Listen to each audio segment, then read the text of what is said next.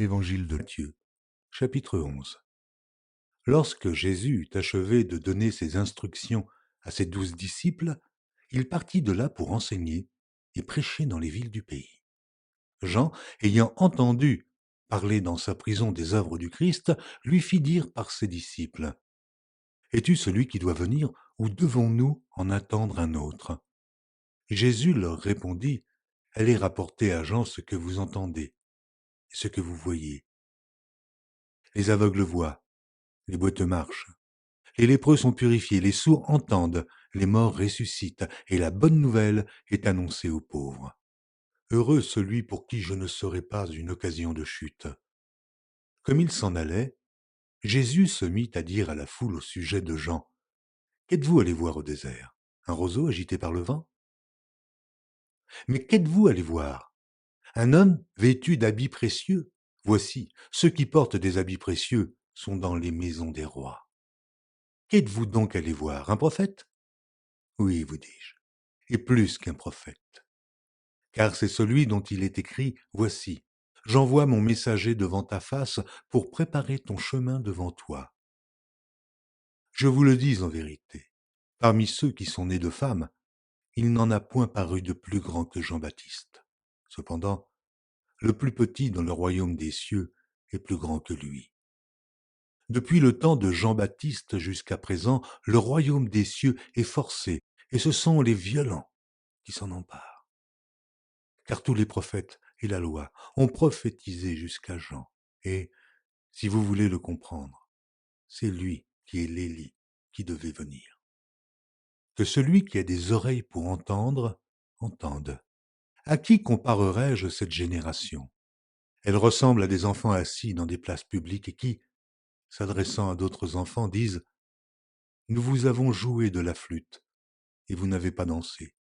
Nous avons chanté des complaintes, et vous ne vous êtes pas lamentés. » Car Jean est venu ne mangeant ni ne buvant, et ils disent « Il a un démon. » Le Fils de l'homme est venu mangeant et buvant, et ils disent « C'est un mangeur et un buveur, un ami des publicains et des gens de mauvaise vie. » Mais la sagesse a été justifiée par ses œuvres. Alors, il se mit à faire des reproches aux villes dans lesquelles avaient eu lieu la plupart de ces miracles, parce qu'elles ne s'étaient pas repenties. Malheur à toi, Chorazin, malheur à toi, Bethsaïda, car si les miracles qui ont été faits au milieu de vous avaient été faits dans Tyr et dans Sidon, il y a longtemps qu'elles se seraient repenties en prenant le sac et la cendre. C'est pourquoi je vous le dis, au jour du jugement, Tyr et Sidon seront traités moins rigoureusement que vous. Et toi, Capernaum, seras-tu élevé jusqu'au ciel? Non, tu seras abaissé jusqu'au séjour des morts. Car si les miracles qui ont été faits au milieu de toi avaient été faits dans Sodome, elles subsisteraient encore aujourd'hui. C'est pourquoi je vous le dis, au jour du jugement, le pays de Sodome sera traité moins rigoureusement que toi. En ce temps-là, Jésus prit la parole et dit, « Je te loue, Père, Seigneur du ciel et de la terre, de ce que tu as caché ces choses aux sages et aux intelligents, et de ce que tu les as révélées aux enfants. Oui, Père, je te loue de ce que tu l'as voulu ainsi. Toutes choses m'ont été données par mon Père, et personne ne connaît le Fils, si ce n'est le Père. Personne non plus ne connaît le Père, si ce n'est le Fils, et celui à qui le Fils veut le révéler. Venez à moi, vous tous qui êtes fatigués et chargés, et je vous donnerai du repos. Prenez mon joug sur vous, et recevez mes instructions, car je suis doux et humble de cœur, et vous trouverez du repos pour vos âmes, car mon joug est doux et mon fardeau léger.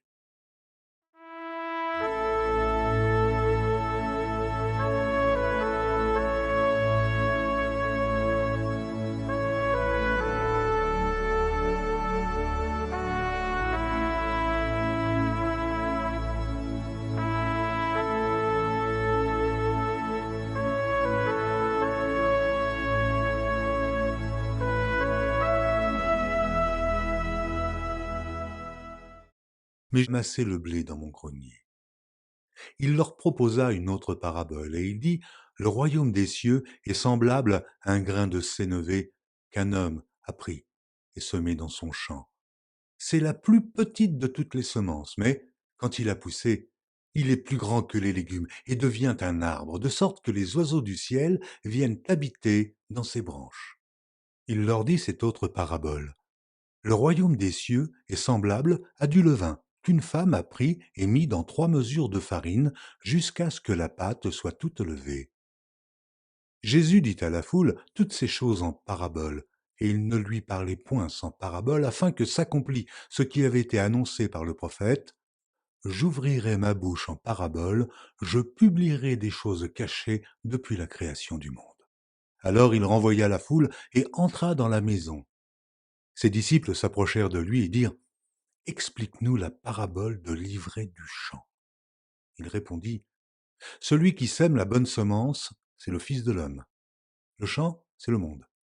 La bonne semence, ce sont les fils du royaume. L'ivraie, ce sont les fils du malin. L'ennemi qui l'a semé, c'est le diable. La moisson, c'est la fin du monde.